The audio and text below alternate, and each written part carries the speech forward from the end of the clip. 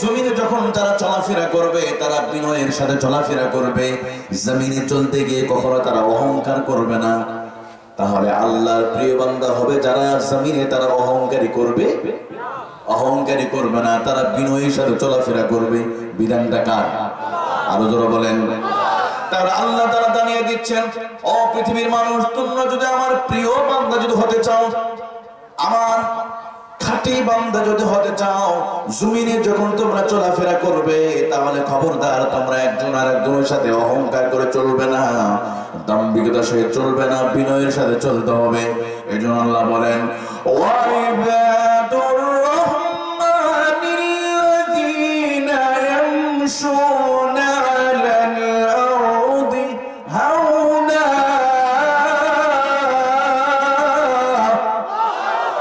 ঘোষণাটা কার? আরো জোরে বলেন। তাহলে এক নম্বর বৈশিষ্ট্য হবে, রহমানের বান্দা যারা হবে জমিনে অহংকার করে চলবে না, বিনয়ের সাথে চলাফেরা করবে। আমার নবীজি একবার আব্দুল্লাহ ইবনে ওমর রাদিয়াল্লাহু আনহুর কাঁধের উপর হাত দিয়া বললেন, আব্দুল্লাহ রে শোনো, কুন ফিদ দুনিয়া কান্নাকা গরীবুন আও আবিরুস সাবিল। ও আব্দুল্লাহ রে, জমিনে যখন তুমি চলাফেরা করবে, কান্নাকা গরীবুন আও আবিরুস সাবিল, জমিনে যখন চলবে তুমি মুসাফিরের মতো চলবে। এই দুনিয়াটা চিরদিনের জন্য আমরা কেউ থাকতে পারবো না, আমাদের চলে যাওয়া লাগবে। একজন মুসাফির জানে না তার বাড়িটা কোথায় আছে, কি খাবার জানে না, ঠিক তেমনি ভাবে মানুষ জমিনে যখন চলবে মুসাফিরের মতো চলবে। মুসাফিরের নির্দিষ্ট বাড়ি থাকে না। আজকে হাতীবান্ধা, আগামীকাল রংপুর, পরের দিন চলে গেল বগুড়া, গাড়িবান্ধা, এভাবে চলবে।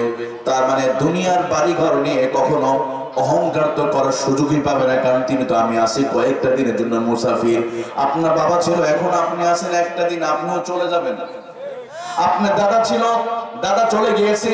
আপনার বাবা ছিল, ওই জমিন পড়ে আছে, এখন আপনার দাদা না, আপনার বাবা চলে গেছে, হয়তো একটা দিন আপনাকেও চলে যাওয়া লাগবে। এজন্য আল্লাহ বলে, বান্দারে শোনো, আমার যদি তোমরা প্রিয় বান্দা যদি হতে চাও, রহমানের বান্দা যদি হও, এক নম্বর বৈশিষ্ট্য হলো এই জমিনে যখন চলবে অহংকার করা যাবে। গত 16 বছর তারা অহংকার করেছিল, কি পরিণতি হয়েছে না? নারায়ণগঞ্জের একজন তো ছিল, তিনি তো বলেই দিতেন খেলা হবে, বলতো না? নারায়ণগঞ্জের উনি আবার অনেক বড় বুজুর্গ, প্রতি রাতে 70 রাকাত নামাজ পড়তেন। 70 রাকাত, আমি হিসাব করবো না, আসলে হয়তো 7 রাকাত বলতে গেছে 70 হয়ে গেছে। আবার ওনার কথা নকল করে আরেক নেতা বললেন, একটু 4 আলিফ টান দিয়ে বললেন খেলা হবে।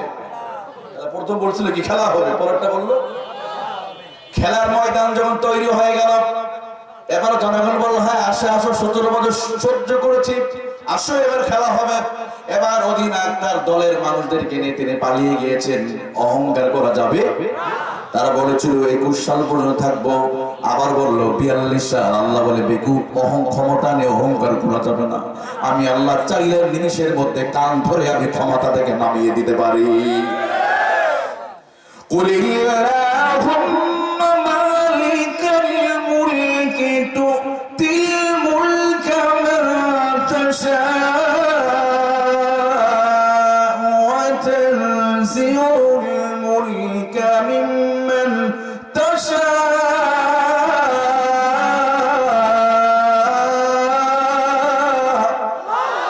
ঘোষণাটা কার?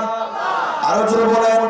আল্লাহ রাব্বুল আলামিন বলে, ও পৃথিবীর মানুষ শুনে রাখো, আমি রব্বুল আলামিন, আমার এমন ক্ষমতা, তোমরা ক্ষমতা নিয়ে কখনো বড়াই করো না। তোমার এই ক্ষমতা থেকে নামাতে আমার 1 সেকেন্ডও লাগবে। ক্ষমতার ঠেলায় তারা বলেই ফেলেছিল আমরা হলাম এতদিন জুড়ে থাকবো, কিন্তু আমাদের কোনো 1 সেকেন্ডে ভরসা আছে? ভরসা নাই। কিন্তু অহংকারের ঠেলায় এভাবে আমরা বলা শুরু করেছিলাম। আমার প্রিয় ভাইরা, এই জন্য বাস্তব শিক্ষা আল্লাহ তাআলা আমাদেরকে দিয়েছে। এই জন্য জমিনে যখন চলবো বিনয়ের সাথে চলতে হবে, অহংকার করা যাবে যাবে না। কিন্তু আমাদের আচরণের ভিতরে অহংকার আছে না নাই? একবার আল্লাহর এক প্রিয় বান্দা, নাম ছিল তার মুতাররিফ রহমাতুল্লাহি আলাইহি, একটু কানটা খেয়াল করেন, কান লাগান। উনি হেঁটে যাচ্ছে, পাশ দিয়ে একজন যুবক দামি পোশাক পরিধান করে অহংকারে বশত চলাফেরা করছে। এবার আল্লাহর প্রিয় বান্দা বলে, ও যুবক, আইয়ুহাশ শাবাব, ও যুবক, লিমাজা হাকাদা তামশি আলা তরিক, ও যুবক তুমি রাস্তায় কেন অহংকার ভাবে চলতেছো, কারণটা কি? এবার যুবক ছিল ক্ষমতাবান, যুবক তখন বলে, ও গোলাম, ও আল্লাহর প্রিয় বান্দা, শোনো, তোমার আমি চিনি না, তুমি ভালো করে শুনে রাখো। হাল আনতা তারিফুনি আনা, তুমি কি আমারে চিনো? আমাকে চিনো? অনেক সময় বলে না কিছু পাতি নেতা এলাকার একসঙ্গে কিছুই ছিল না, পরনে লুঙ্গি ছিল না, কিছু নেতার পা চেটে আজকে কোটি টাকা হয়ে গেছে, কোটি টাকার মালিক হয়ে গেছে, এলাকার মানুষ তারা সালাম না দিলে কথা বলে না, ছিল না এরকম? এমন আইনজীবী ছিল যে সালাম দেয় না, চাকরি চলে গেছে। বিচারপতি একজন মানিক, কালা মানিক ছিল এক বিচারপতি। এই বেদকটা ছিল আলেম বিদ্বেষী, বিশ্ব নন্দিত মুফাসসির কোরআনের বিরুদ্ধে সবচেয়ে বাজে কথা বলেছিল এই কুলাঙ্গার। আল্লাহ তার পরিণতি করে দিয়েছে, ভারতে পালাতে গিয়ে আল্লাহ তাআলা রাস্তা দেশে কি অবস্থা করে দিয়েছে দেশবাসী দেখেছে। কথা বলে ঠিক কিনা? এই বেকুবটারে তারা কেউ যদি সালাম না দিত, তার যারা অধীনস্থ ছিল তাদের চাকরি খেয়ে ফেলতেন, এতটা অহংকারী ছিল। কিন্তু টাকা দিয়েও তিনি পালাতে পারেন। আল্লাহ বলে, ফাইনা তাযহাবুন, পালাবি কোথায়? এই বিস্তীর্ণ জমিন আমার। জমিনের মালিক কে? আরো জোরে বলেন। এইরকম দেখবেন সমাজে এমন একটা পরিণত হয়ে গিয়েছিল, ওই রকম অহংকারী ব্যক্তিরা বলতো, তুমি কি আমারে চিনো? জানো আমি অমুক দলের অমুক কর্মী, বলে কিনা? ঠিক একই ভাবে ওই বৃদ্ধ মুরব্বী মানুষটাকে বলছে, হাল আনতা তারিফুনি, তুমি কি আমাকে চিনো? এবার মুতাররিফ রাহমাতুল্লাহি আলাইহি বলে, হ্যাঁ আমি চিনি যুবক, তোমারে ভালো করে চিনি, ভালো করে শুনে রাখো, তোমাকে আমি চিনি, শুনে রাখো। আউয়ালুকা নুতফাতু নাজিরা, তোমার পরিচয় ছিল এক ফোঁটা নাপাক দুর্গন্ধযুক্ত ওই বীর্য থেকে আল্লাহ তোমারে তৈরি করেছে, এটাই হলো তোমার সবচেয়ে বড় পরিচয়। তোমার পরিচয় ছিল এক ফোঁটা নাপাক, যেটা শরীরে লেগে গেলে পরিষ্কার করা ফরজ হয়ে যায়। এই দুর্গন্ধযুক্ত নাপাক থেকে আল্লাহ তোমারে তৈরি করেছে। আউয়ালুকা নুতফাতুকা নাজিরা, তোমার আরেকটা পরিচয় ছিল ওয়া আখিরুকা জিফাতুকা নাজিরা, তোমার পরিচয় হলো, তোমার জীবনের শেষ পরিণতি হলো একটা লাশ, দুর্গন্ধযুক্ত লাশ, এটাই হলো তোমার পরিচয়। এই জন্য আমার প্রিয় ভাইয়েরা, সমাজে চলতে গিয়ে কোনো অহংকার করা যাবে না। কিসের অহংকার? এটা আমরা এখানে বসে আছি, আগামী 40 বছর পরে একটা মানুষ থাকবো না আমরা। আমি চ্যালেঞ্জ করে বললাম, আমি লিখে দিব, আগামী 40 বছর পরে আমিও থাকবো না। এখানে যাদের বয়স স্টিল না এখন 40, আগামী 40 বছর পর কত হবে? আছেন আপনি? নাই। এখানে যাদের বয়স অলরেডি 50, 40 বছর পর কত হবে ভাই? 90 বছর। আমরা নাই, মাটি মিশছে। হয়তো আপনার শরীরটা কোনো পোকা খেয়ে ফেলেছে, আপনি চোখটা খেয়ে ফেলেছে, যে হাত দিয়ে মানুষকে মেরেছেন, আঘাত দিয়েছেন, এই হাতটা মৃত্যুর 24 ঘন্টার ভিতরে পৌঁছে যাবে। এই যে জবান দিয়ে ঘুষের টাকা মেরে খেয়েছেন, মানুষরা কষ্ট দিয়েছে, জিহ্বাতে গালি দিয়েছেন, এই জবানটা পচে যেতে লাগবে মাত্র 24 ঘন্টা। আপনার অস্তিত্ব থাকবে না, আপনার শরীরে কোনো পরিচয় থাকবে না। এলাকায় মানুষ স্যালুট করতো, মরার সাথে সাথে বলবে অমুকের লাশ, নামটাও চলে যাবে। কিসের দল আপনার বলা হবে না, অমুক দলের কেউ ছিল, বলবে যে অমুকের লাশ। এই জন্য আমার প্রিয় ভাইরা, আল্লাহর ওই প্রিয় বান্দা বলে, ও যুবক, তোমার আমি ভালো করে চিনি। ওয়া আখিরুকা জিফাতুল কাজিরা, তোমার পরিচয়টা হলো, তোমার জীবনের শেষ পরিণতি হলো দুর্গন্ধযুক্ত একটা লাশ। আহারে, একটা মুরগি পচে গেলে মুরগি পচার দুর্গন্ধ সহ্য করা যায়, একটা মাছ মারা গেলে মাছের দুর্গন্ধ সহ্য করা যায়, কিন্তু মানুষ পচার লাশ মানুষ কোনোদিন সহ্য করতে পারে না। এমনকি নিজের মায়ের লাশটা পচে গেল, কোনো ছেলে বাড়িতে রাখবে না। বাবার লাশ পচে গিয়েছে, সন্তান ঘরের মধ্যে রাখবে না, বলবে দ্রুত লাশটারে কবরে তোমার দাফন করে দাও। প্রিয় স্ত্রীর লাশটা পরে গেলে পচে গেলে কেউ ঘরের মধ্যে রাখবে না, সব দ্রুত রেখে দাও। তাহলে ভাই কিসের আমরা অহংকার করব? এই জন্য লুকমান আলাইহিস সালাম তার সন্তানকে উপদেশ দিচ্ছেন। আল্লাহ তাআলা তার উপদেশটা এত ভালো লেগেছে, কোরআনুল কারীমে লুকমানের নামে আল্লাহ একটা পরিপূর্ণ কমপ্লিটলি একটা সূরা আল্লাহ তাআলা নাযিল করে দিয়েছে। সুবহানাল্লাহ বলে। অথচ এই কোরআনুল কারীমে আবু বকরের নামে কোনো সূরা নাই, ওমরের নামে কোনো সূরা নাযিল করে নাই, আছে নাকি? ওসমানের নামে কোন সূরা নাই। 10 জন জান্নাতি সাহাবী, ওই সমস্ত সাহাবীদের নামও আল্লাহ কোরআনে সূরা নাযিল করে নাই। এমনকি নবী মুসা আলাইহিস সালাতু ওয়াস সালামের নামে কোন কোরআন সূরা আল্লাহ নাযিল করে নাই। আবু উবাদা ইবনুল জাররাহ নামে কোরআনে আল্লাহ সূরা নাযিল করেন। কিন্তু লুকমান নবীও ছিল না, আল্লাহর একজন বান্দা, কিন্তু তার সন্তানকে দেওয়া উপদেশগুলোকে আল্লাহ রাব্বুল আলামিনের কাছে এতই ভালো লেগেছে, আল্লাহ রাব্বুল আলামিন এই জন্য আল্লাহ তার নামে একটা পরিপূর্ণ একটা সূরা নাযিল করে দিয়েছে। অথচ তিনি ছিলেন কালো বর্ণের, দেখতে খাটো, ইউথোপিয়া বাড়ি ছিল সেই সময় আফ্রিকা।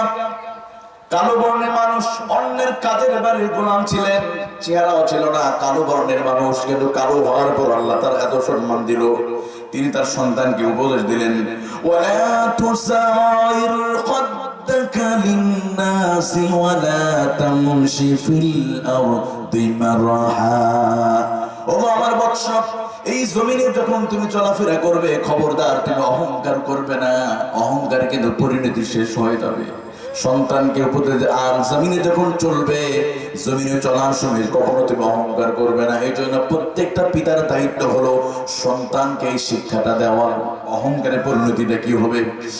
আমার প্রিয় ভাইরা, আমার প্রিয় বাবাজিরা একটু খেয়াল করেন, বহুদিনের ইতিহাস আমি শোনাচ্ছি না, বর্তমান সময়ের। ময়মনসিংহ এলাকার এক সময় প্রতাপশীল একজন এমপি ছিলেন, উনি এখনো জীবিত আছে, আমি নাম বলছি না। 2 বারের এমপি। কিছুদিন আগে যমুনা টেলিভিশনে দেখলাম, আরে মানুষটা অন্যের বাড়িতে খাবার তিনি তালাশ করছে, এখন তার খাবার নাই। একসময় প্রতাপশালী এমপি ছিলেন, তার কথা শুনলে মানুষ ভয় পেত, এখন তার ঘরে খাবারই নাই। কিছুদিন আগে ঢাকা শহরে একসময় উপজেলা চেয়ারম্যান, ঢাকা শহরে পাঠাও মোটরসাইকেল চালায় তিনি তার জীবিকা নির্বাহ করে। এই জন্য ক্ষমতা, টাকা, সম্পদ, আপনার চেয়ার আপনাকে বাঁচাবে না, অহংকার আপনার শেষ করে, যারা অহংকার করেছে আল্লাহ তাদেরকে দুনিয়াতে দাফন করে দিয়েছে। ফেরাউন অহংকার করেছিল, সে কি বলেছিল? আমি সবচেয়ে বড় খোদা বলেছিল না?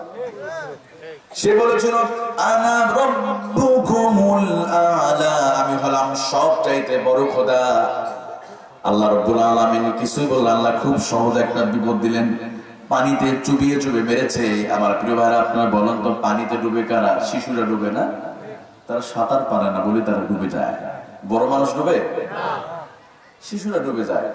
তো আল্লাহ রাব্বুল আলামিন ওই জালিম ফেরাউনকে লোহিত সাগরের মাঝে ফেলে দিয়া পানির নিয়ন্ত্রণ আল্লাহ তাআলা কন্ট্রোল করলেন, আর বললেন পানি রে তোর মাঝে ওই জালিম স্বৈরাচার ফেরাউনের সাথে ব্যবহার কর। এবার ফেরাউন পানি খাওয়া শুরু করছে, পানি খেতে খেতে বলে আল্লাহ আমান্না হারুনা ওয়া মূসা, আল্লাহ হারুন মুসা যে রবের প্রতি ঈমান এনেছে আমিও তার প্রতি ঈমান আনলাম। আল্লাহ বলে এখন আর সময় নাই, তবে হ্যাঁ তোর দোয়া কবুল করব, দোয়া কবুল, তোমারে রক্ষা করব, জীবিত অবস্থানে সুটকি বানায় রাখবো। فَالْيَوْمَ نُنَجِّيكَ بِبَدَنِكَ لِتَكُونَ لِمَنْ خَلْفَكَ آيَةً وَإِنَّ كَثِيرًا مِنَ النَّاسِ عَنْ آيَاتِنَا لَغَافِلُونَ।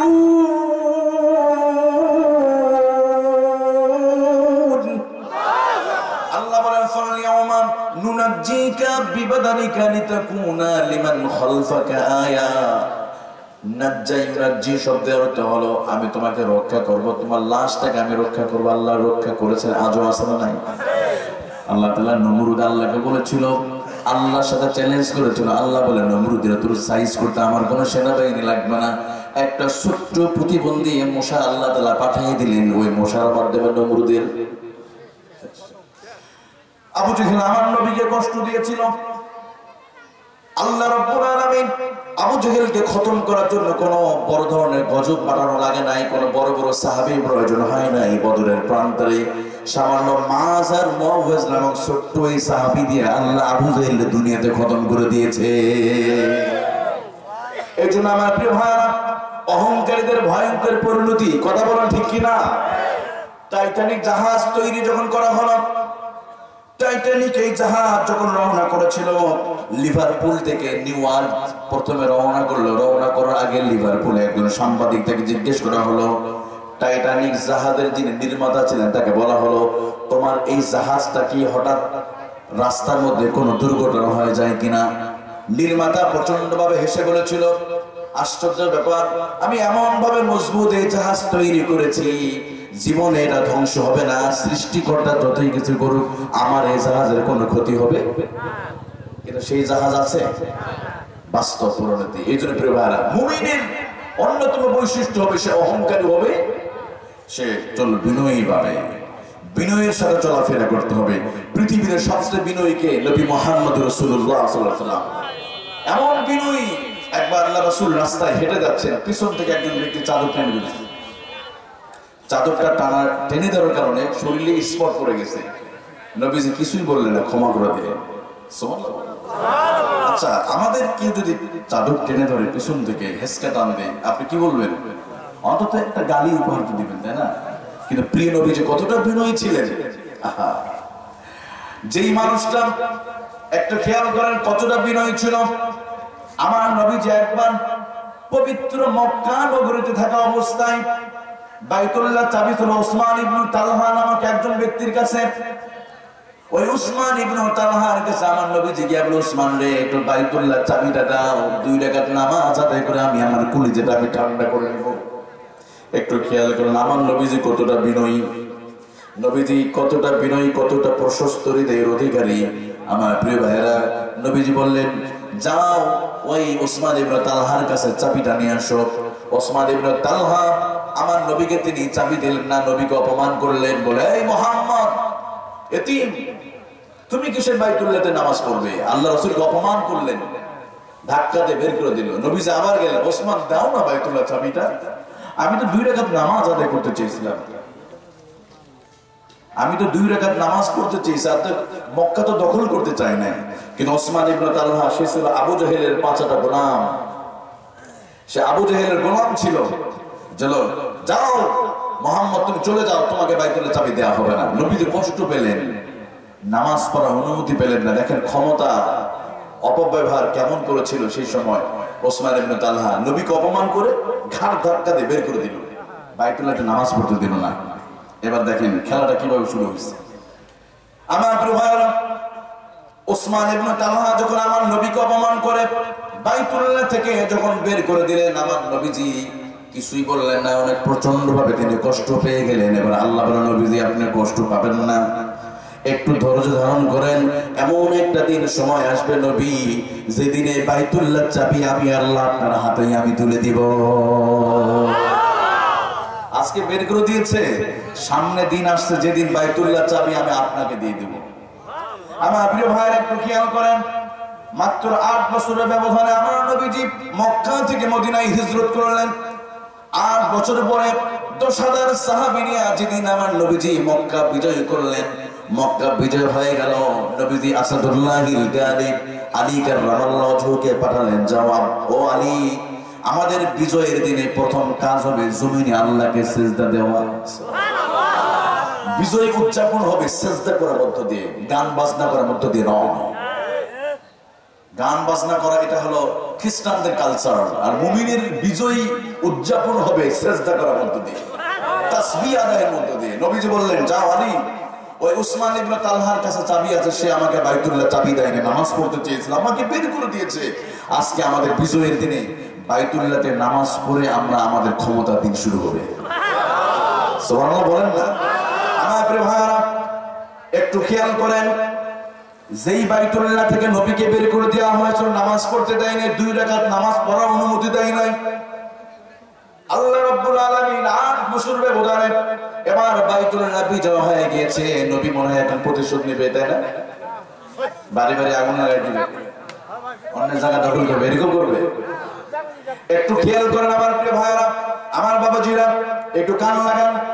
এবার নবীজি হযরত আলী রাদিয়াল্লাহু আনহু-কে পাঠালেন, আলী যাও ওসমান ইবনে তালহার বাড়িতে গিয়া ওই বাইতুল্লাহ চাবিটা নিয়ে আসো, তার ডেকে আনো। এবার হযরত আলী চলে গেছে ওসমান ইবনে তালহার বাড়িতে, দরজা নক করতে, ঠক ঠক করে নক করছে। দরজা খুলে দেখে আলী। ওসমান অবাক হয়ে, আলী কি ব্যাপার, তোমরা না মদিনায় হিজরত করে গেছো, আবার মক্কাতে কেন এসেছো? সে টেরি পায় নাই ইতিমধ্যে মক্কা বিজয়ী হয়ে গেছে। হযরত আলী বলে, তুমি দেখো না পিছন দিকে তাকাও, যে মক্কা থেকে আমার নবীকে তোমরা বিতাড়িত করেছো, সে মক্কা নবীর হাতে চলে আসছে। যেটা বলেন না সুবহানাল্লাহ। এবং ওসমান ইবনে তালহা মনে হলো আকাশ যেন ফেটে তার মাথার উপর পড়ে গিয়েছে। ওসমান ইবনে তালহা বলে, আলী আমার সম্ভব না, মুহাম্মদ রাসূলুল্লাহর সামনে আমি আর যেতে পারবো না, কারণ এই হাত দিয়ে মুহাম্মদুর রাসূলুল্লাহকে আমি অপমান করেছি, বাইতুল্লাহতে নামাজ পড়তে দেই নাই, চাবি দেই নাই, মাতবাড়ি করেছে, ক্ষমতার অপব্যবহার করেছি। আজকে তো মুহাম্মদ সেদিন একা ছিল, এখন 10,000 সাহাবী আমাকে কচু কাটা করে শেষ করে দেবে। অতএব আলী আমার পক্ষে সম্ভব নয়, আমি রাসূলুল্লাহর সামনে আমি যেতে পারবো না, কারণ মুহাম্মদুর রাসূলুল্লাহ আমারে মেরে শেষ করে দিবে, আলী আমি যেতে পারবো না। আলী বলে, ওসমান ইবনে তালহা শুনে রাখো, তুমি তো আমার নবীকে চেনো নাই। আমার নবী তো এমন একজন ব্যক্তি, এই পৃথিবীতে নবী যে কোনোদিন প্রতিশোধ তিনি গ্রহণ করে নাই। সুবহানাল্লাহ বলেন। কারণ নবীকে আল্লাহ পাঠিয়েছে, মা আরসালনাকা ইল্লা রাহমাতাল লিল আলামিন।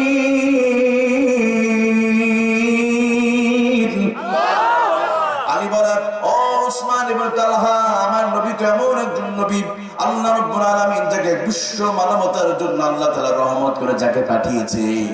ওসমান ইবনে তালহা, নবী তো তোমারে কিছুই বলবে না, চলো রাসূলুল্লাহর দরবারে। এবার ওসমান ইবনে তালহা বুকে সাহস পেলেন, নবীর সামনে হাজির হয়েছে।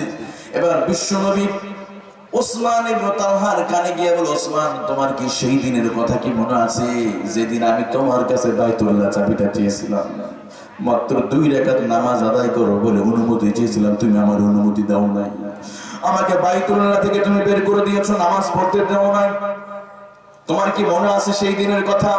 এবার ওসমান ইবনে তালহা বলে, ওগো নবীজি, আমি তো বুঝতে পারি নাই, আমার বড় ভুল হয়েছে নবী, আমি 2 হাত ধরে অনুমতি চাই আপনার কাছে, আপনি আমারে মাফ করে দেন, আপনার সাথে বেদবি করেছে চিনতে পারি নাই, আকাশের নিচে জমিনের উপরে আপনার মতো কোনো ভালো মানুষ এই পৃথিবীতে নাই, আপনি আমারে মাফ করে দেন। চিল্লায় করলেন সুবহানাল্লাহ। নবীজি মুহূর্তের ভিতরে ওসমান ইবনে তালহাকে তিনি মাফ করে ক্ষমা করে দিলেন। আবারও বাইতুল্লাহ চাবিটা ওই ওসমান ইবনে তালহাকে তিনি আবারও দায়িত্ব দিয়ে দিলেন। এখন ইসলাম গ্রহণ করেই নাই। এবার ওসমান ইবনে তালহা বলে, ওগো নবী, কি ব্যাপার, আমি তো এখনো মুসলমানই হই নাই, এরপর আপনি আমার প্রতি আস্থা রাখছেন, বিশ্বাস রাখছেন, তার মানে বুঝে গেছি আপনার মতো আকাশের নিচে জমিনের উপরে আপনার মতো কোনো ভালো মানুষ আর দুনিয়াতে নাই, আমি আর দেরি করতে চাই না, এই মুহূর্তে আপনি আমার কালিমা পড়ে মুসলমান বানায়া দেন। মা আরসালনাকা ইল্লা রাহমাতাল লিল আলামিন।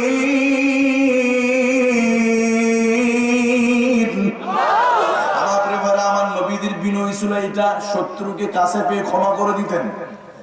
আর আমরা আমাদের সমাজে আমরা শত্রুতা আমি দিন দিন আমরা লালন করি। বাবা সন্তানকে বলে যায়, আমি প্রতিশোধ দিতে পারলাম না, তুই প্রতিশোধটা নিবি, তোর চাচা মারা যাবে, জানাজায় যাবি না, আছে না? আমার প্রিয় ভাই, কেন কেন উনি হয়তো খারাপ আচরণ করেছে, আপনি কেন আচরণ করবেন? আপনিও মরে যাবেন, মানুষের ক্ষমা করে দিবেন, যারা মানুষের ক্ষমা করে দেয় এই পৃথিবীতে তারাই হলো সবচেয়ে আল্লাহ প্রিয় বান্দা। সুবহানাল্লাহ বলেন। দেখুন কোরআনুল কারীমে আল্লাহ তাআলা যতবার আযাবের কথা বলেছেন দ্বিগুণ আল্লাহ তাআলা মাগফিরা শব্দ ব্যবহার করেছে। জর্দানের একজন বিজ্ঞানী তিনি লিখেছে কোরআনুল কারীমে আযাবের কথা আল্লাহ তাআলা 117 বার বলেছেন, আর বিপরীতে মাগফিরা, আল্লাহু গফুরুর রহিম, এই আয়াতগুলো এসেছে কোরআনুল কারীমে 234 বার। তার মানে আমার আল্লাহ এমন একজন সত্তা যিনি আযাবের চাইতে ক্ষমার কথাই তিনি কোরআনে বেশি বলেছেন। এই জন্য প্রিয় ভাইরা, সমাজে চলাফেরা করতে গিয়ে প্রতিশোধ নিব না, মাফ করে দিব, বিনয়ের সাথে চলবো। সুবহানাল্লাহ বলেন। একবার হযরত আবু বকর বসে আছেন, একজন ইহুদি এসে আবু বকরকে মা বাবা তুলে বকা দিচ্ছে, আবু বকরকে মা বাবা তুলে অশ্লীল ভাষায় গালি দিচ্ছে। আবু বকর কোনো জবাব দেয় না, চুপ করে আছে। নবীজি পাশে বসে আছে, আবার বারবার বকা দিচ্ছে, আবু বকরের মা বাবাকে তুলে বকা দিচ্ছে। এক পর্যায়ে হযরত আবু বকর নিজেকে ধৈর্য ধারণ না করতে পেরে এবার আবু বকর জবাব দিয়ে শুরু করলেন। এবার নবীজি সেখানে মন খারাপ করে তিনি চলে গেলেন। আবু বকর বলল, নবীজি, কিছুক্ষণ আগে আপনার চেহারার মধ্যে মুস্কি হাসি আমি দেখলাম, এখন আপনার মন খারাপ হলো কেন? এবার নবীজি বলে, আবু বকর, যতক্ষণ তুমি ওই ইহুদির কথার জবাব দাও না, যতক্ষণ তুমি চুপ ছিলে, ততক্ষণ আমি লক্ষ্য করেছি আল্লাহর রহমতের ফেরেশতারা তোমার উপর ফেরেশতারা রহমতের চাদর বিছিয়ে দিয়েছিল। সুবহানাল্লাহ। যখনই তুমি ঝগড়া করেছো তার সাথে, তখনই দেখলাম রহমতের ফেরেশতা তোমার কাছে বিদায়ী হয়ে চলে গেছে। এই জন্য প্রিয় ভাইরা, বিনয়ের সাথে চলবো তো ইনশাআল্লাহ। তাহলে আল্লাহ প্রিয় হতে গেলে 1 নম্বর রহমানের বান্দার পরিচয়, জমিনে চলবে অহংকার করা যাবে না, বিনয়ের সাথে আমাদের চলতে হবে। কথা বলেন ঠিক কিনা? দ্বিতীয় নম্বর আমার আল্লাহ তাআলা বলছেন আল্লাহর প্রিয় যারা বান্দা হবে তাদের পরিচয়, ওয়া ইযা খাতাবাহুমুল জাহিলুনা ক্বালু সালামা। আল্লাহ রাব্বুল আলামিন বলেন রহমানের বান্দা যারা হবে তাদের আরেকটা বৈশিষ্ট্য হলো তারা কখনো মূর্খদের সাথে ঝগড়া করবে না। মানুষ ঝগড়া করতে চাইলে তারা সালাম দিয়ে ওই জায়গা ত্যাগ করে চলে যাবে। সুবহানাল্লাহ। আল্লাহর প্রিয় বান্দারা ঝগড়া করে, দেখবেন কিছু মানুষ আছে এই টাইপের মানুষ, চার দোকানে বসে বসে দেখবেন ঝগড়া করে। সমাজে আছে না নাই? এই যে মাহফিল শেষ, কিছু মানুষ আছে দেখবেন চার দোকানে বসে, কিছুই বড় বড় বুজুর্গ ওখানে থাকবে, বলেন অনেক সময় নামাজ না পড়লে কি হবে, নামাজ না পড়লে কি আমার ইমান অনেক মজবুত আছে, এরকম আছে না? ইমানদার নামাজ নাই তোমার তো মুসলমানই নয়। নবীজি বলেন মান তারাকা সালাতা মুতাআম্মিদান ফাকাদ কাফারা।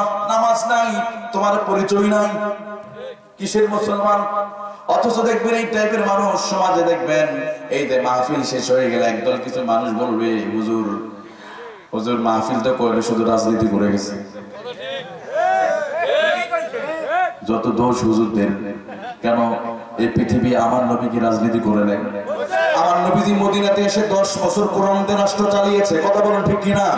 হযরত আবু বকর তিনি রাষ্ট্রনায়ক ছিলেন, তিনিও রাষ্ট্র চালিয়েছে। ওমর রাদিয়াল্লাহু আনহু তিনিও রাষ্ট্র পরিচালনা করেছেন।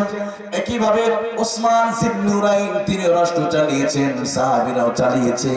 এটা তো আমাদের পূর্বের ইতিহাস। আর যতদিন হুজুররা রাষ্ট্র চালাবে ততদিন সমাজের মধ্যে চুরি আর বাটপারি থাকবে। তাহলে চোর আর বাটপাররা রাজনীতি করতে পারবে, বিদেশে টাকা পাচার করতে পারবে, হুজুররা করতে পারবে।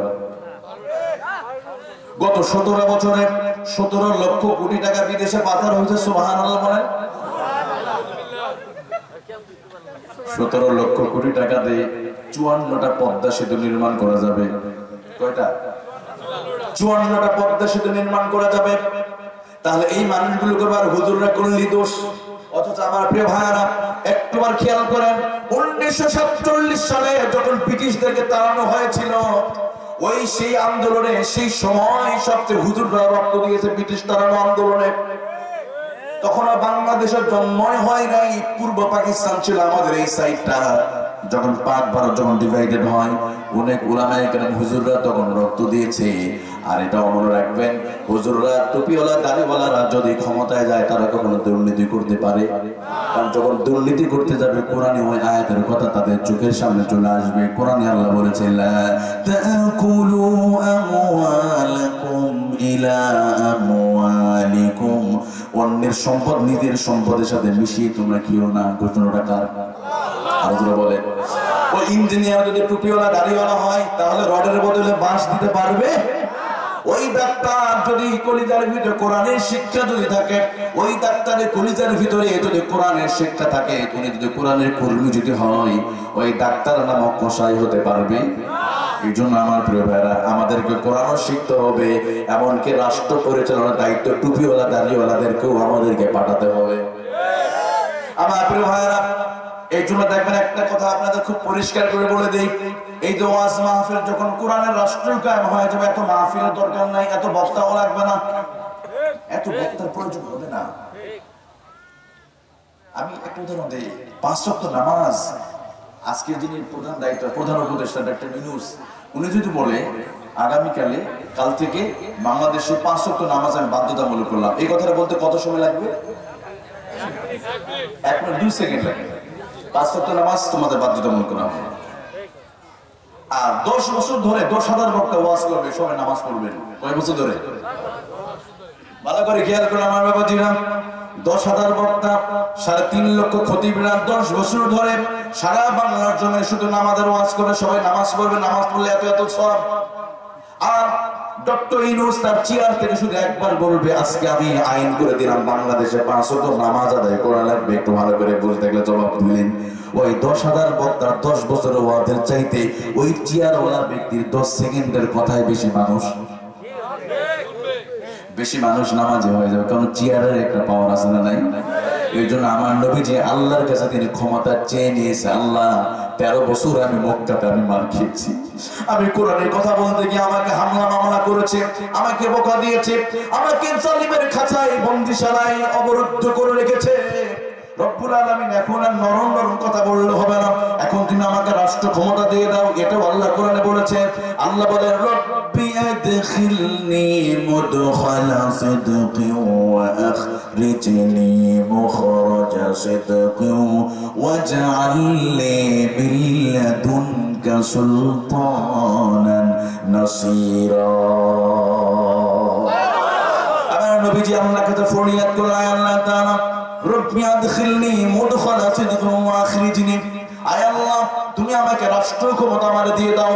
আল্লাহ রাব্বুল আলামিন রাষ্ট্র ক্ষমতা দিয়ে দিলেন, মদিনা নামক রাষ্ট্র।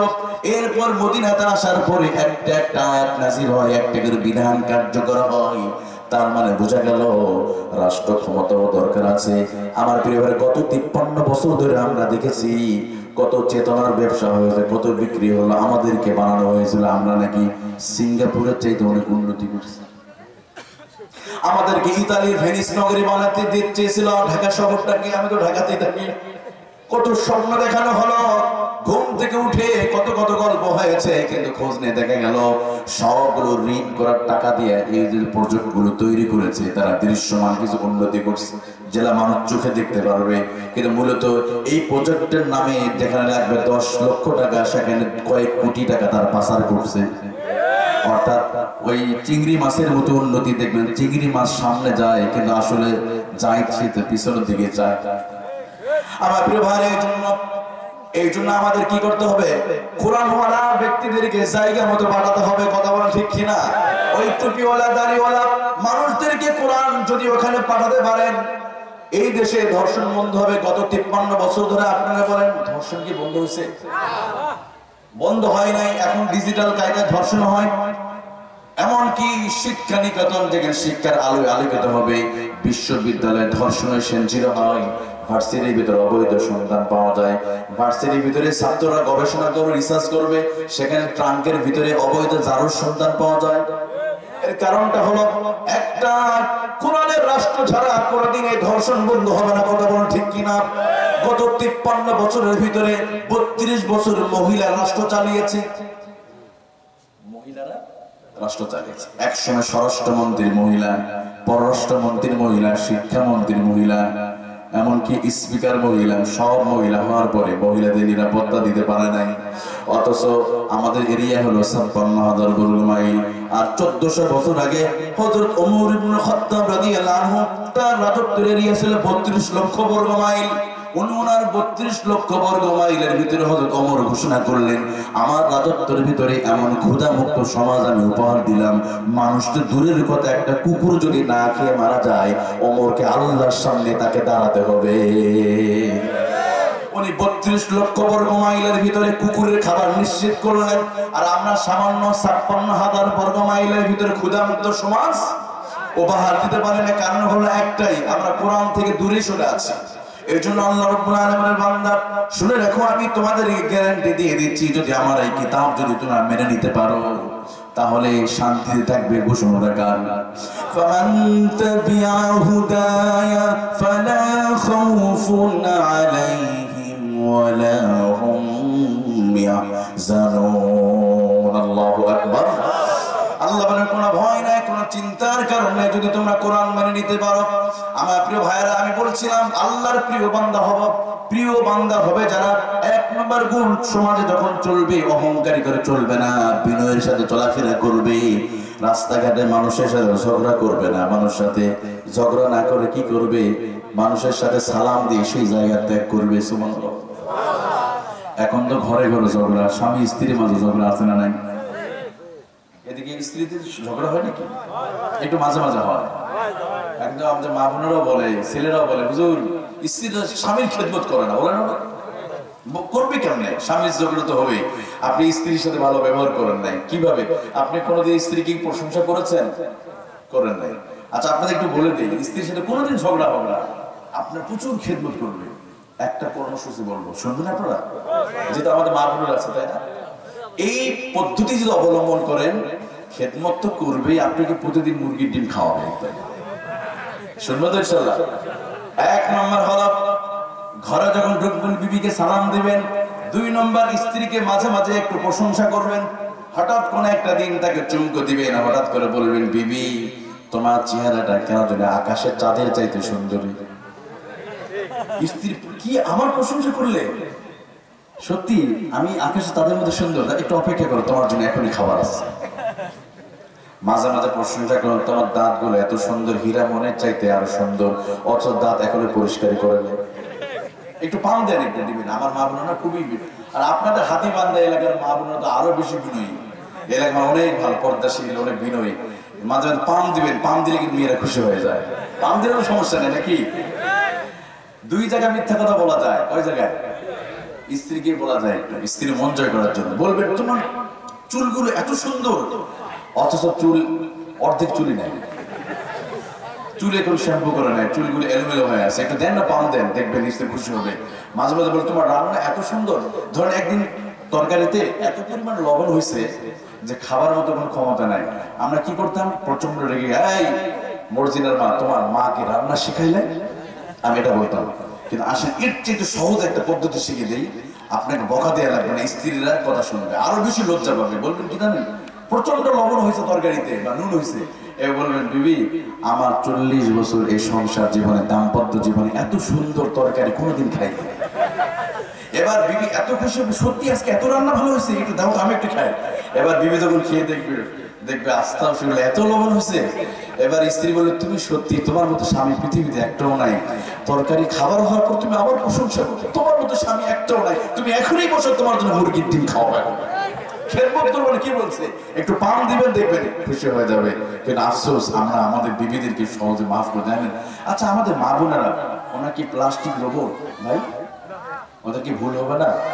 একটু ভুল হবেই ভাই, একটু ক্ষমা করুন, কারণ মেয়ে মানুষ ভুল করতে পারে। আপনার 2টা বাচ্চা, একটা কোলে আছে, একটা টয়লেটে প্রস্রাব করে প্যাপো করতেছে, আর একটা আম্মা খাবার দাও, একটা স্কুলে যাবে, কি এক অবস্থা। আর আপনি সমানে 4 দোকানে বসে চা খাইতেছেন, এটা মানুষ করতেছে কে? আবার দুপুরে এসে খাবার দেরি হলে 140 ধারা চুরু হবে না, ওনারাও মানুষ। দেখেন ইমাম আহমদ ইবনে হাম্বল, ওনার স্ত্রী যেদিন মারা যায়, 30 বছর সংসার করেছে, একদিনের জন্য ঝগড়া হয় নাই। একটা পদ্ধতি মেনেছিলেন, সেটা কি বলবো আপনাদেরকে? ইমাম আহমদ ইবনে হাম্বল ওনার বিবি যেদিন মারা গেল, কবরে দাফন করছেন, এমন সময় বলে, ইয়া ইবনে আব্দুল্লাহ, সন্তানের নাম ছিল আব্দুল্লাহ, ও আব্দুল্লাহর মা, তুমি চিন্তা করো না, তুমি জান্নাতি, তুমি জান্নাতি। বিবি তোমার সাথে 30 বছরের ভিতরে কোনোদিন ঝগড়া হয় নাই। এবার ছাত্ররা বলছে, হুজুর স্ত্রী জান্নাতি বললেন, কি এত বড় গুণের কারণে? আহমদ ইবনে হাম্বল বলে, দেখো আমি আমার বিবির সাথে 30 বছর ধরে সংসার করেছি, একটা দিনের জন্য আমার ঝগড়া হয় নাই, এই জন্য আমি সন্তুষ্ট, আমি ঘোষণা দিলাম আমার স্ত্রী জান্নাতি হয়ে যাবে। এবার ছাত্ররা বলল, তাহলে কি কারণে, কোন পদ্ধতি মেনেছিলেন যে কারণে 30 বছর ঝগড়া হয় না? ইমাম আহমদ ইবনে হাম্বল বলে, একটি মাত্র পদ্ধতি। সুবহানাল্লাহ বলেন। কয়টা? একটা পদ্ধতি। আহমদ ইবনে হাম্বল বলে, শোনো, যখন আমাদের দুজনের মাঝে যেদিন বাসর রাত হয়েছিল, ফুলসজ্জা রাত, আমাদের কথা ছিল একটা, দুজনের একটাই কথা ছিল। বিবিকে বলেছিলাম, বিবি সংসার চালাতে গিয়ে আর যদি আমি রেগে যাই, মেহেরবানি করে তখন তুমি চুপ থাকবে, আর স্ত্রী তুমি যদি রেগে যাও আমি চুপ থাকবো।